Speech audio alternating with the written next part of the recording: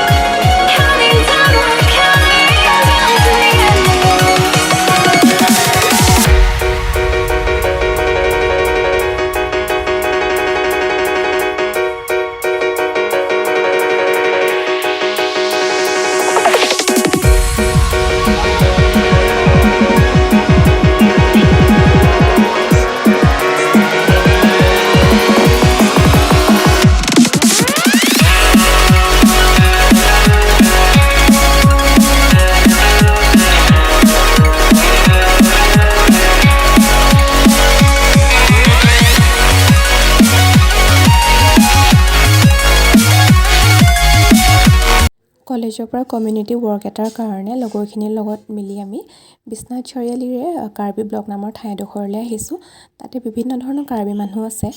আমি তেওঁলোকৰ বিভিন্ন ধৰণৰ ড্ৰেছিং ষ্টাইল লিভিং ষ্টাইল আৰু ফুড হেবিটছবোৰ জানিবৰ কাৰণে ইয়ালৈ আহিছোঁ আৰু প্লেচটো মানে বহুত বেছি ধুনীয়া মানে কোৱালিটি টাইম স্পেণ্ড কৰিবৰ কাৰণে নিজৰ ফেমিলিৰ লগতে হওক বা ফ্ৰেণ্ডছৰ লগত টাইম স্পেণ্ড কৰিবৰ কাৰণে এই জেগাডোখৰ বিৰাট ধুনীয়া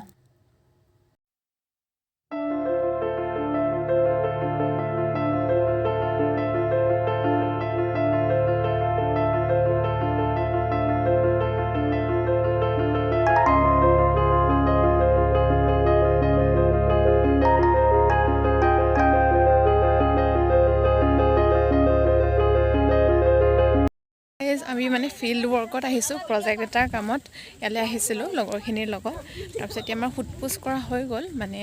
আৰু ইফালে সিহঁতৰ অকণমান ট্ৰেডিশ্যনেল ড্ৰেছ সেইবোৰ দেখুৱাব তাৰ কাৰণে আমি ইফালে গৈ আছোঁ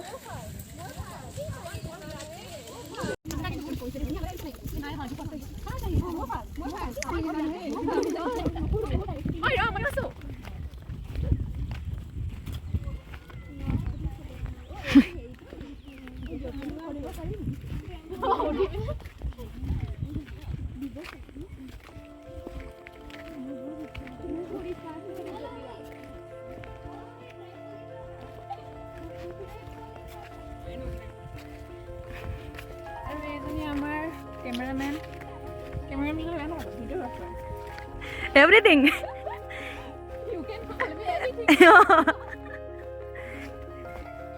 फायदा उठाया जा रहा है मेरा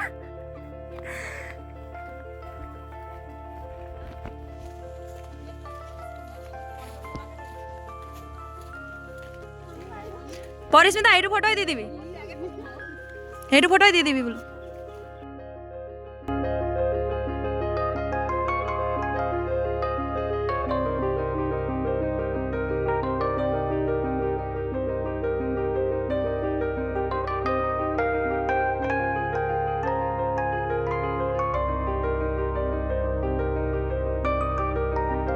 হাই গাইজ আৰু এতিয়া আমাৰ যিটো কামত আহিছিলোঁ সেইখিনি হৈ গ'ল আৰু এজনী জ্যোতিস্মিতা ফটো চটো উঠিলি নাই উঠিলোঁ তাৰপিছত ইমান বতৰটো ভাল নহয় আৰু আমাৰ গোটেইবোৰ কাম হৈ গ'ল আৰু এইফালে ফটোশ্বুট চলি আছে ইমান ঠাণ্ডাটো একদম পৰি পৰি ফটো উঠিছে সিহঁতে আৰু এইফালে ফটোগ্ৰাফাৰ বাইদেউ পৰিবা চাবা আকৌ দেই আৰু সেইফালে কেইজনীমান গৈছে ফটো উঠিবৰ কাৰণে জাগাটো কিন্তু ধুনীয়া দেই বহুত ধুনীয়া কি দেখুৱাব লাগে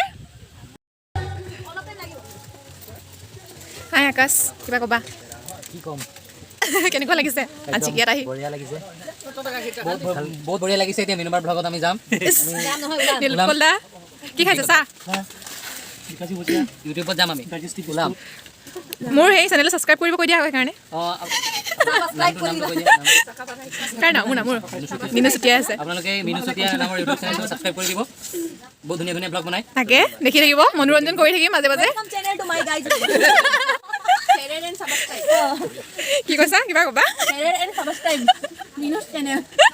তাকে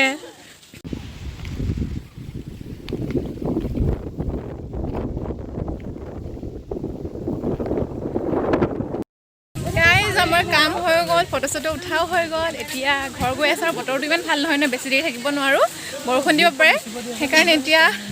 ঘৰ গৈ আছোঁ আৰু ঘৰ মানে ৰুম আৰু এইবোৰ লোকেল মানুহ